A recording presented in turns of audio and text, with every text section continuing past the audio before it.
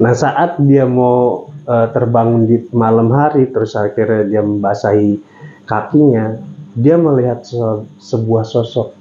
Tapi sosok ini tuh pakai celana levis. Tapi kaki yang satunya lagi tuh nggak ada. Jujur di situ gua sama istri gua tuh yang kebangun karena gedoran pintu dia itu merinding. Dia ngomong sama Erna, "Mbak, tolong aku, Mbak. Mbak, tolong aku, Mbak." Erna ini tiba-tiba nangis karena masih inget sama omongan guru gua. Dia mulai ngajak komunikasi. Apa yang diceritakan oleh makhluk tersebut kepada kita sama dengan apa yang diceritakan makhluk tersebut kepada Erna. Cuman bedanya Erna menyaksikan langsung kejadian kecelakaan tersebut. Assalamualaikum warahmatullahi wabarakatuh. Kembali lagi di Balai Misteri dengan gue Hari Setiawan. Kali ini gue akan menceritakan pengalaman mistis dari temen gue sendiri, yaitu Erna. Gue disclaimer dulu nih, kenapa gue video ini tuh gue bikin karena Erna ini salah satu sahabat gue dan istri gue sendiri, dan dia itu sekarang lagi mengalami musibah sakit jantung vonis dari dokter. Nah, ini video gue persembahkan ke Erna biar dia terhibur juga sama video ini, dan mudah-mudahan beliau bisa kita undang ke podcast Balai Misteri. Nah, sebelum kita lanjutin ceritanya, buat teman-teman sahabat Balai Misteri yang sudah subscribe dan nonton terus Balai Misteri, gue ucapin banyak-banyak terima kasih. Dan untuk para sahabat Balai Misteri yang belum subscribe channel ini, gue minta dukungannya supaya channel ini akan terus berkembang dan menjadi lebih baik lagi.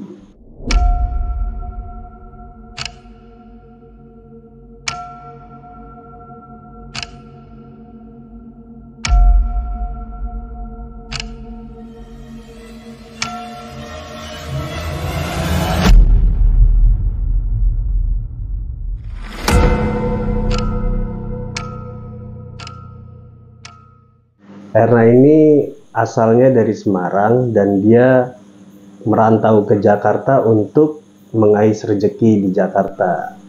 Nah, sejak kecil Erna ini sebenarnya bukan orang yang kekurangan, tapi justru cukuplah keluarganya.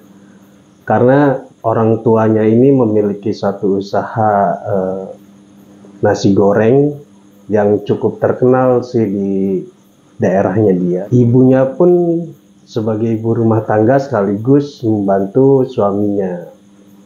Erna ini emang dari kecil itu udah otaknya tuh bisnis.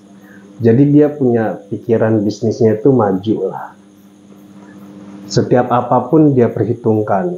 Di masa sekolahnya si Erna ini tuh sudah berniaga lah. Apapun yang dia bisa dia jual. Nah, karena tekadnya dia ingin maju, akhirnya lulus SMA dia merantau ke Jakarta. Dan di Jakarta ini dia cuma punya satu saudara, omnya, di bilangan Bekasi. Nah, Erna pertama kali dia ke Jakarta itu dia nggak langsung ke rumah omnya, tapi dia itu mencari kerjaan. Dia pernah bilang ke gue, dia itu numpang-numpang di masjid-masjid atau musolah-musolah kecil. Perjuangannya begitu keras lah kalau menurut gue dari ceritanya beliau nih. Kita tuh kerja di suatu mall, kita sebut aja Senayan City ya. Di situ kita mulai berkenalan sama Erna ini. Kebetulan Erna ini bekerja di counter perusahaan besar. Ya kita nggak bisa sebut namanya. Dan istri gue pun sama di perusahaan besar. Bedanya kalau Erna itu skincare, kalau istri gue ini make up sekaligus skincare juga sebenarnya. Nah gue itu satu mall sama mereka. Gue itu di bagian fragrance, jadi sales parfum. Cuman kalau trennya dipanggilnya BA nih. Seiring waktu berjalan, Erna mulai merasakan kenyamanan dekat dengan kita berdua. Sampai akhirnya Erna itu banyak cerita tentang dirinya yang dia merantau ke Jakarta dengan membawa uang seadanya, terus modal nekat, terus orang tuanya nggak tahu susah senangnya dia di Jakarta gitu. Akhirnya Erna ini karena waktu itu dia ngekos dan gua sama istri gua juga ngekos di Bilangan Jakarta Selatan juga, nggak jauh dari situ, Kebayoran. Akhirnya Erna ini pindah kosan deket sama kita berdua nih. Seiring waktu berjalan itu Erna itu makin deket sama kita kan. Akhirnya Erna ini karena udah saking deketnya sama kita, dia tuh ingin ngekos bareng dalam arti satu kos-kosan, cuman berbeda kamar. Kebetulan di kosan gue tuh ada kamar kosong satu. Nah, ditempatin lah sama dia.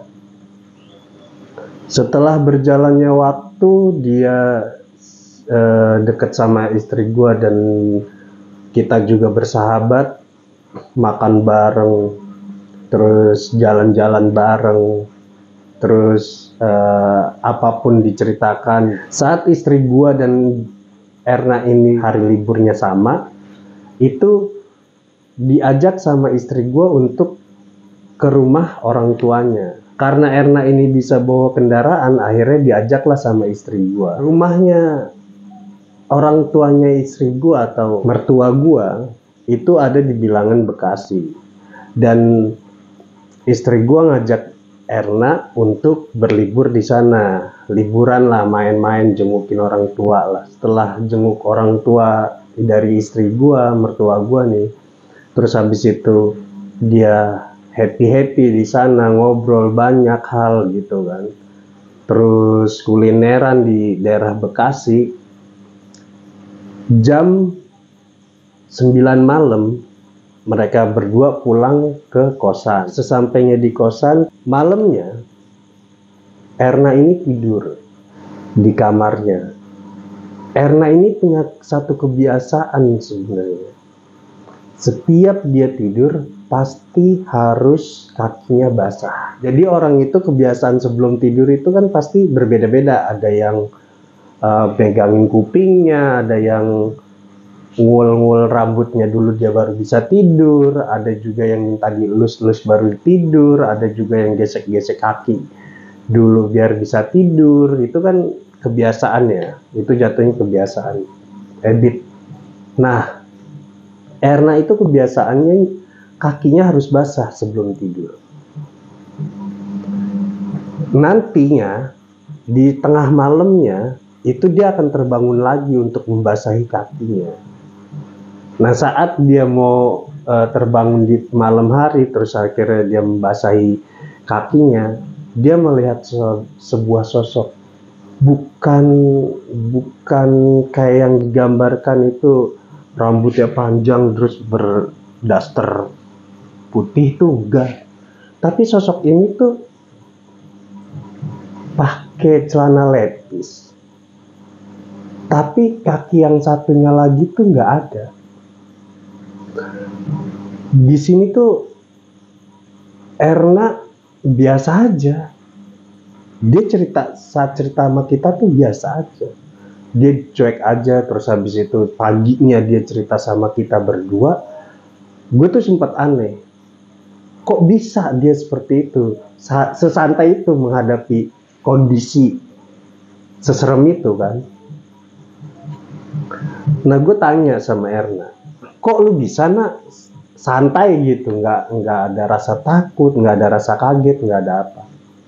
Ternyata dia mengakui kalau semenjak kecil dia itu bisa melihat hal-hal yang gaib, asal dia itu nggak pakai alis. Erna ini perawakannya Chinese, dia itu alisnya itu tipis. Jadi kalau dia nggak pakai alis tuh nggak kelihatan alisnya, tipis alisnya. Nah, karena tidur, jadi kan Erna nggak habis cuci muka, habis beres-beres tuh kan rutinitas wanita lah. Itu kan nggak pakai alis dia. Makanya dia saat itu santai aja dan bisa melihat itu, hal itu tuh bisa dia lihat. Nah, kita tuh baru tahu di saat itu tuh, kalau misal Erna ini bisa melihat hal-hal gaib. Tapi kita nggak ngambil pusing masalah kayak gitu. Mungkin ini cuma suatu hal yang menunggu di situ mau kenalan sama Erna atau gimana, ya kita juga biasa aja gitu. Siang harinya ini saat kita ada di tempat kerjaan, Erna itu biasa ya, namanya counter skincare di mall itu pasti punya cabin, dan istri gue juga punya. Nah, si Erna ini mau dandan nih di dalam cabin. Dia mau dandan karena emang dia habis bersihin muka, karena habis dari jalanan kan, dia bersihin muka. Terus setelah itu ya kembali lagi alisnya nggak ada. Dia melihat sosok di dalam cabin itu sama persis seperti yang ada di kos-kosannya dia. Pakai lepis, baju kaos gitu. Terus habis itu perutnya agak gendut, jadi gue menafsirkan kalau itu tuh hamil ya. Entah berapa bulannya gue nggak tahu, tapi itu hamil kondisinya. Dan itu yang diceritakan oleh Erna ke gue. Erna ini masih kembali kayak biasa. Dia nggak menggubris hal kayak gitu. Dia biasa aja. Dia alisan, terus habis itu dandan makeup, mulai tidak terlihat. Tapi Erna itu cerita sama kita berdua, kalau di dalam cabin tersebut ada makhluk yang sama di dalam kos-kosannya dia. Gue sama bini gue itu mulai agak aneh tuh di situ. Kok bisa? Apa ini makhluk ini mengikuti Erna? Atau makhluk ini tuh memang sebenarnya ada di mall tersebut? Siang itu kita nggak ngebahas lagi lah. Setelah Erna cerita itu, kita udah nggak ngebahas lagi hal seperti itu lagi. Kita fokus kerja, pulang kerja kita makan bareng dulu, terus baru pulang masuk ke kamar masing-masing. Erna tuh mulai tidur. Di tengah malamnya kembali lagi dia bangun, terus ngebasahin kakinya lagi, karena keterangannya dia kalau kakinya nggak basah itu gerah. Ini keterangannya dia. Nah, di saat dia membasahi kakinya itu, dia melihat makhluk itu lagi, perwujudan itu lagi dia lihat. Karena kembali lagi berusaha untuk cuek sama situasi yang seperti itu. Terus dia mulai rebahan lagi. Saat dia tarik selimutnya, dia merasa ada sesuatu hal di belakangnya dia. Jadi kita pasti pernah ngerasain lah namanya dilihatin orang kan. Nah, kita tuh punya insting kayak gitu tuh. Terus Erna itu merasa dilihatin, dia muter balik badannya secara perlahan. Ternyata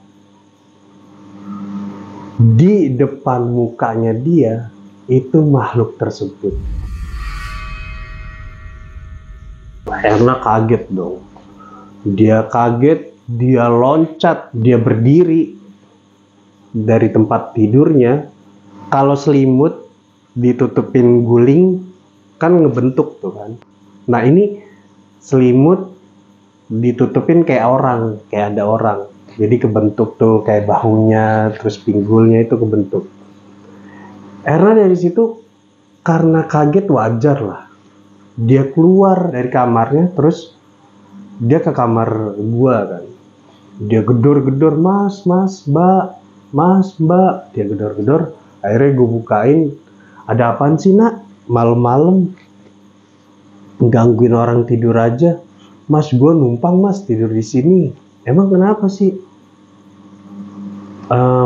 Makhluk itu tuh datang lagi mas. Wah, jujur di situ gue sama istri gue tuh yang kebangun karena gedoran pintu dia itu merinding. Gue bilang ya udah nak masuk.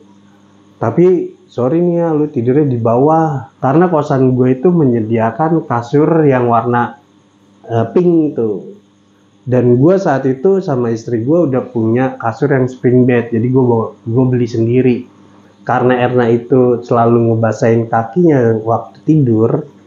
Akhirnya dia tuh di bawah, gue di atas. Erna ini udah mulai perlahan bisa tidur, bisa tenang. Dia tidur, paginya gue bangun tuh sama istri gue sama Erna. Kita sebelum berangkat kerja, dia cerita-cerita dulu lah. Gue nggak ngeliat dia di pintu kamar mas. Ya udah, gue abis nyiramin kaki, terus gue minum, gue rebahan lagi tidur. Gue tarik selimut gue madep ke arah tembok kan. Nah, saat gue madep ke arah tembok, gue merasa kayak ada yang ngeliatin gue. Dan gue ngintip ngintip ke arah pintu. Karena biasanya makhluk tersebut kan ada di depan pintunya kamar dia kan. Nah, gue nggak menemukan. Akhirnya gue berusaha untuk tidur lagi tuh. Saat gue tidur lagi, pas masih merasakan gue tuh diliatin sama seseorang, akhirnya gue berbalik ke arah lemarinya dia tuh. Dia berbalik.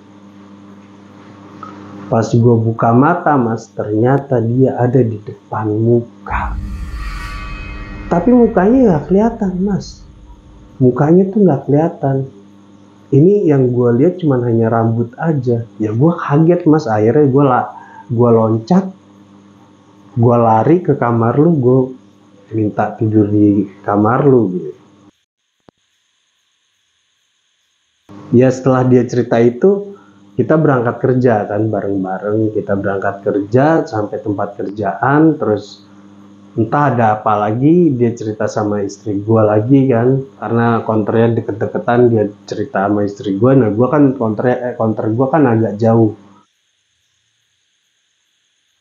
Sepulangnya dari tempat kerjaan itu, gue, istri gue sama Erna ini sebelum sampai kosan gue makan dulu tuh. Makan sambil cerita, mas kayaknya gue udah mulai merasa terganggu nih sama makhluk tersebut.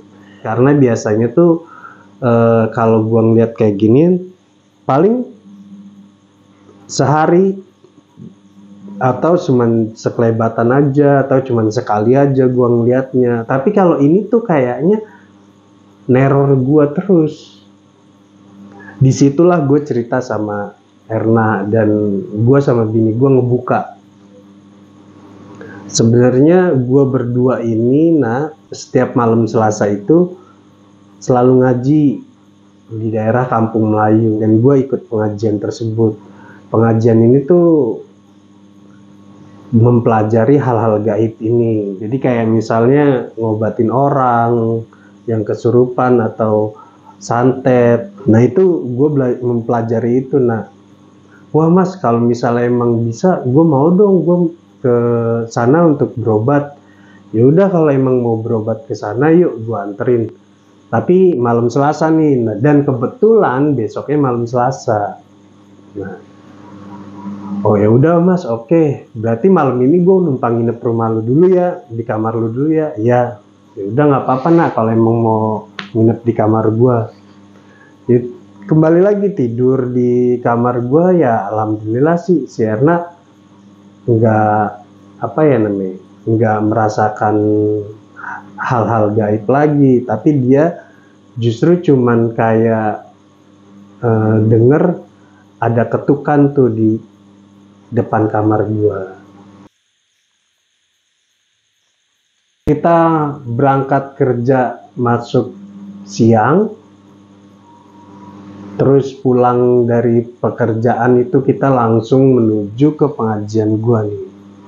Sampai di pengajian gua menceritakan itu sama guru ngaji gua.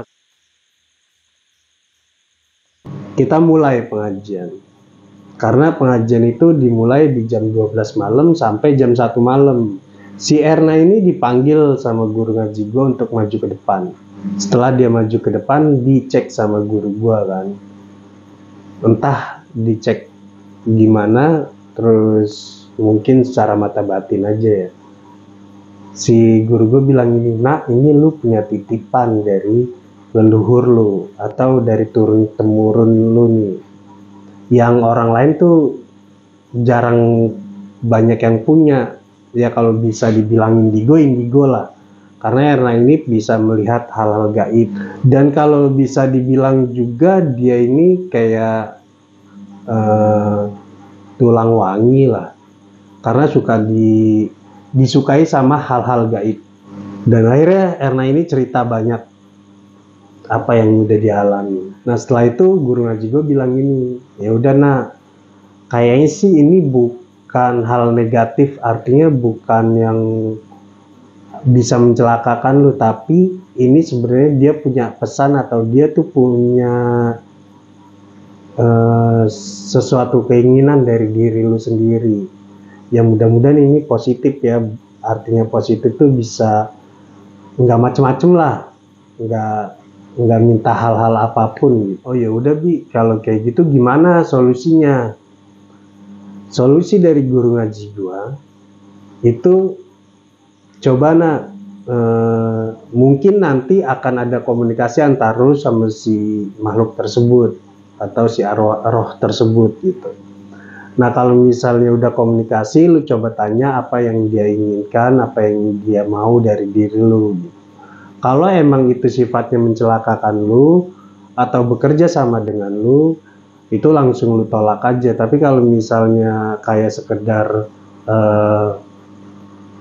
dia menceritakan kronologi hidupnya dia, atau dia inginkan doa dari si Erna ini, itu nggak masalah. Akhirnya karena waktu itu udah jam 3 pagi ya, kita pulang sampai rumah subuh, kita selesai sholat subuh baru kita tidur tuh.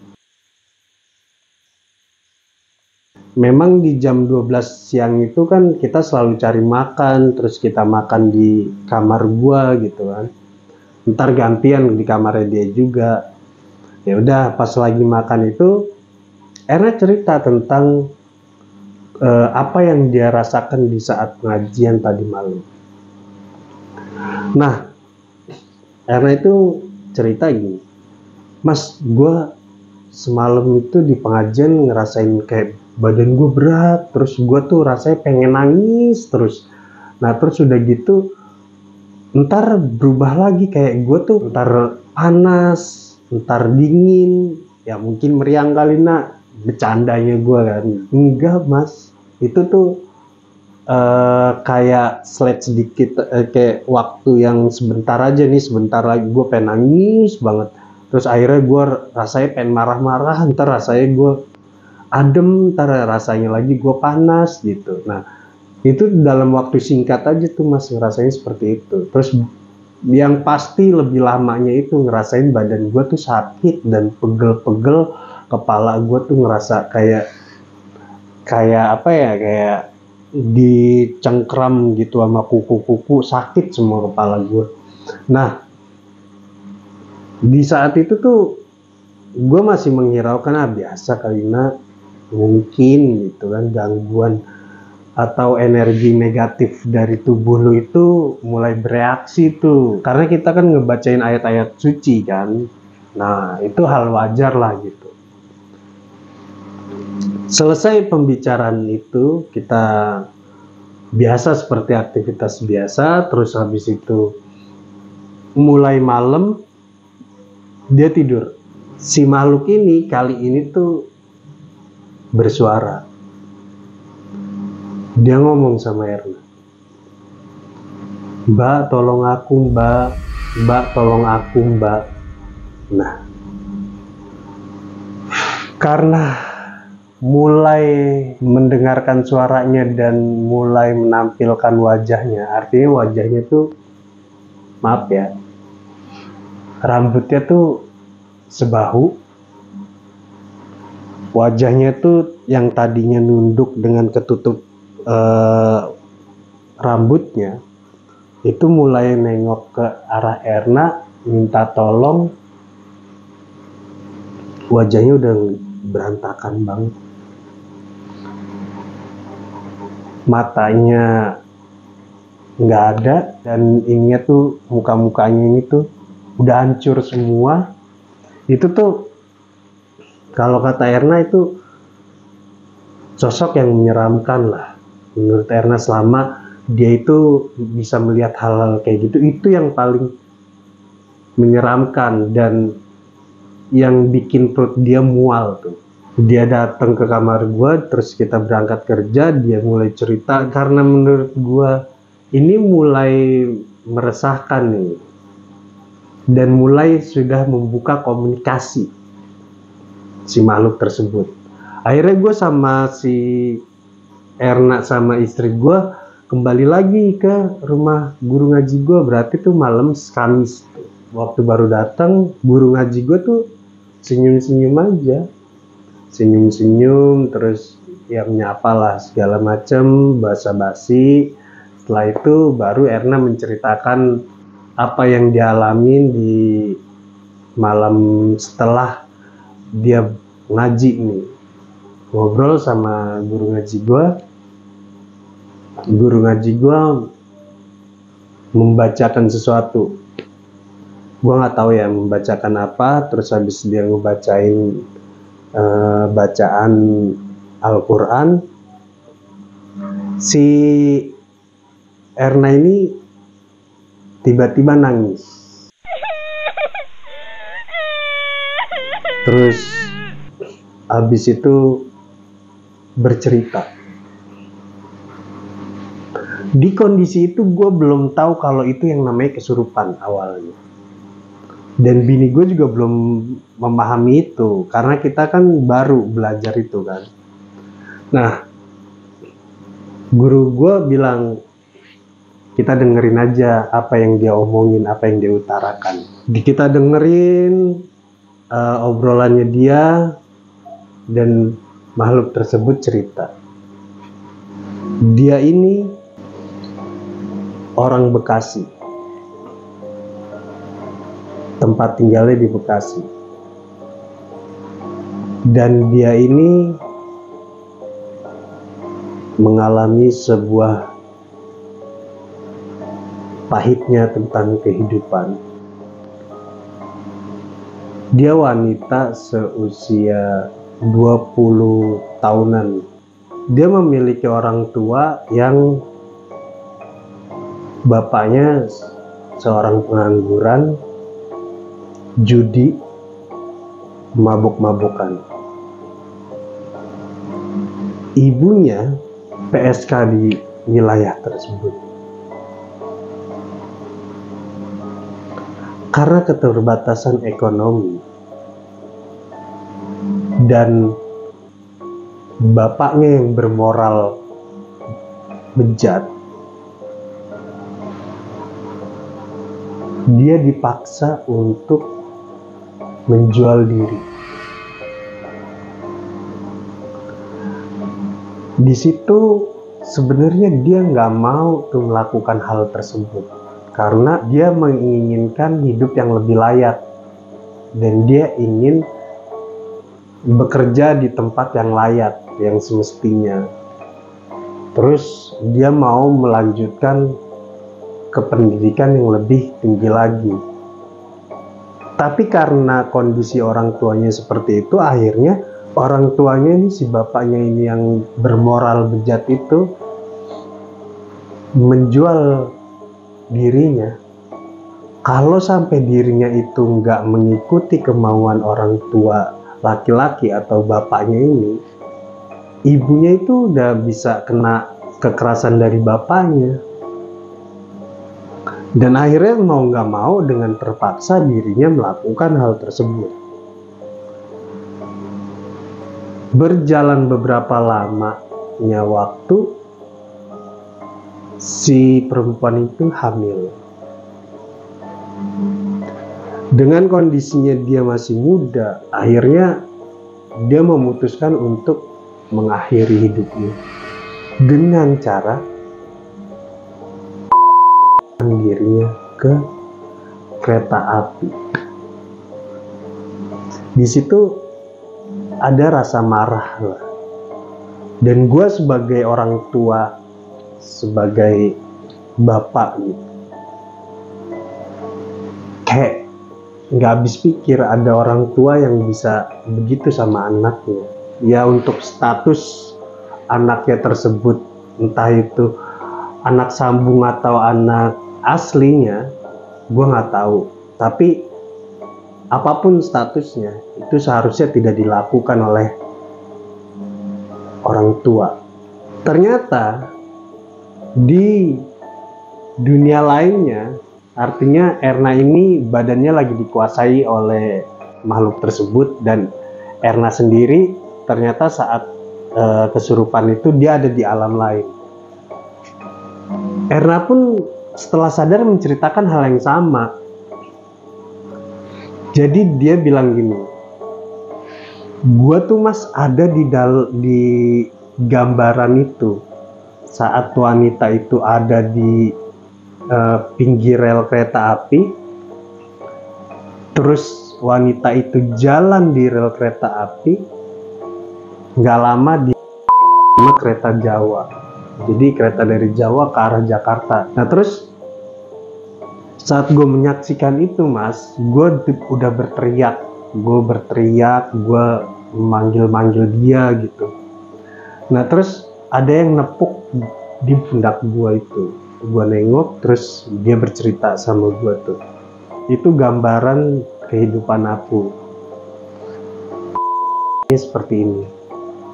Dan akhirnya Erna itu karena masih inget sama omongan guru gua, dia mulai ngajak komunikasi, minta diceritain kenapa dia bisa seperti ini. Dan akhirnya di alam itu tuh makhluk tersebut tuh bercerita sama Erna segamblang itu. Dan akhirnya di penutupan pembicaraannya si makhluk ini bilang, "Mbak tolong ya doain aku tuh nggak ada yang ngedoain mbak, aku tuh meninggal dalam membawa beban lah tuh. Tolong doain aku untuk meringankan bebanku di alam gaib ini mbak." Erna akhirnya setelah kalimat penutup itu dia kembali lagi ke tubuhnya, terus sadar apa yang diceritakan oleh makhluk tersebut kepada kita sama dengan apa yang diceritakan makhluk tersebut kepada Erna. Cuman bedanya Erna menyaksikan langsung kejadian kecelakaan tersebut, tapi kalau kita nggak menyaksikan kan, kita hanya dengar ceritanya dari makhluk tersebut melalui perantara tubuhnya Erna. Kalau kata guru ngaji gua, ini dia cuman hanya minta didoain. Dan ini sebenarnya salah satu gambaran perjalanan hidup. Dan di sini kita ngambil ilmunya nih. Kalau yang meninggalnya nggak wajar, atau bundir begini, ini dia kembali ke Allah itu dengan membawa beban. Dan akhirnya ini sebuah gambaran buat kita nih, betapa jahatnya seorang ayah yang menjual anaknya sendiri, entah itu kandung atau tiri, gue juga belum tahu informasinya, cuman hanya sampai dia dijual sama orang tua dari laki-laki, yaitu bapaknya. Dia putus asa, dia malu, dia mengakhiri dirinya, dia merasa masih ada beban dan tertinggal di dunia yang panah ini kan. Surat Az-Zumar ayat 42 itu terbukti kebenarannya. Allah menggenggam ruh manusia yang sudah mati, dan Allah menggenggam ruh manusia yang masih hidup dalam keadaan tidur, dipertemukan di dalam alam gaib. Terus setelah itu dikembalikan lagi ruh yang masih hidup ke dalam jasadnya, dan dikembalikan lagi lah yang seharusnya di alamnya. Di akhir ayat tersebut ada kalimat tuh penutup, bagi orang-orang yang berpikir. Di sini gue ngambil kesimpulan kalau di Al-Quran itu bukan cuman sekedar dia tuntunan dalam hidup kita, tapi dia adalah ilmu dalam kehidupan kita juga. Setiap ayat Al-Quran yang berbunyi tentang keilmuan, itu pasti ada kalimat penutupnya bagi orang-orang yang berpikir. Tapi ayat yang bersifat menerangkan keimanan itu pasti penutupnya bagi orang-orang yang beriman. Artinya ilmu Allah itu luas. Ilmu Allah itu bisa kita buktikan dengan perjalanan hidup kita. Ini yang bisa disebut spiritual journey. Dari kisahnya Erna ini juga membuktikan gitu, kalau apa doa yang kita sampaikan atau kita mengirim doa ke orang yang sudah meninggal itu nyampe buktinya. Karena si Erna ini setelah kejadian tersebut, Erna ini selalu mendoakan dan mengirim Al-Fatihah kepada si makhluk tersebut. Di sini gue lupa namanya si makhluk tersebut ya, si korban tersebut, gue lupa namanya. Tapi kita bisa panggil Bunga aja. Nah, si Erna ini sering mendoakan si Bunga tersebut. Dan Bunga tersebut, informasi terakhir gue bertemu sama Erna itu masih ada, masih nongol. Tapi dalam kondisi yang lebih baik lah. Dia lebih baik. Dalam kondisinya tuh udah nggak berantakan, udah nggak buntung lagi kakinya, tapi udah sempurna. Ya alhamdulillah, itu salah satu kebesaran bukti Allah Subhanahu wa Ta'ala. Dan doa itu nggak cuman kepada orang-orang yang ustadz atau orang-orang yang kita anggap dia lebih alim atau lebih ulama daripada kita gitu, tapi ternyata orang-orang yang ya begajulan aja juga, kayak Erna, kayak gua, kayak bini gua aja sewaktu itu bisa mendoakan dan nyampe ke almarhumah gitu. Nah, itu sebuah bukti kalau Allah itu tidak melihat orang itu dari kesalahan-kesalahan orang tersebut di masa lalu, tapi selama orang yang udah berbuat salah ini masih mau atau mengingat Allah, itu udah lebih baik gitu. Dan gue sampai sekarang masih mencoba mendalami hal-hal tersebut. Ya buat gue sebenarnya itu ilmu apapun bentuknya itu adalah ilmu, maupun nyata maupun tidak nyata, itu ilmu sebenarnya. Nah, mudah-mudahan cerita Erna tadi itu sedikit gambaran setan itu ada di dalam diri kita, bukan yang terlihat oleh kita atau bukan yang mengganggu kita, tapi setan itu adalah sifat dari diri kita. Jadi kalau misalnya ada orang masih takut sama setan, lo harus takut sama diri lo sendiri, dan lo harus masih takut sama manusia yang bersifat setan. Itu sih pesan gue, dan mudah-mudahan cerita ini bisa menghibur kalian dan bisa menjadikan inspirasi atau ilmu tambahan, mudah-mudahan berguna. Gue minta satu lagi, minta doanya untuk para sahabat Balai Misteri, ditujukan untuk Erna. Binnya Bin Pulan aja karena gue lupa nama bapaknya. Mudah-mudahan Erna yang sekarang lagi sakit dan divonis sakit jantung ini bisa kembali sembuh, menjalani aktivitas seperti semula, dimudahkan segala urusan-urusannya, dan semoga beliau bisa bercerita di Balai Misteri. Selain gua pernah menyaksikan, mungkin ada dia yang pernah merasakan sendiri dan punya pengalamannya sendiri. Dan itu aja cerita dari Balai Misteri. Mudah-mudahan terhibur, dan mohon maaf nih gua nguploadnya kejauhan atau lama karena ada satu kegiatan gua di luar ya. Gue masih usaha teraso. Jadi teraso itu gua bikin kerajinan tangan teraso, bak mandi, pot, terus beta, postapel. Jadi kebetulan lagi ada kegiatan itu, karena itu salah satu bentuk usaha gue yang lainnya. Ya mudah-mudahan doain aja gue bisa memanggil narasumber lagi karena keterbatasan ya. Dan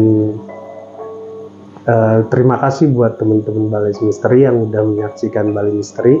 Dilancarkan segala urusannya, dilapangkan rezekinya, amin. Gua Aristiawan dari Balai Misteri, izin pamit. Assalamualaikum warahmatullahi wabarakatuh.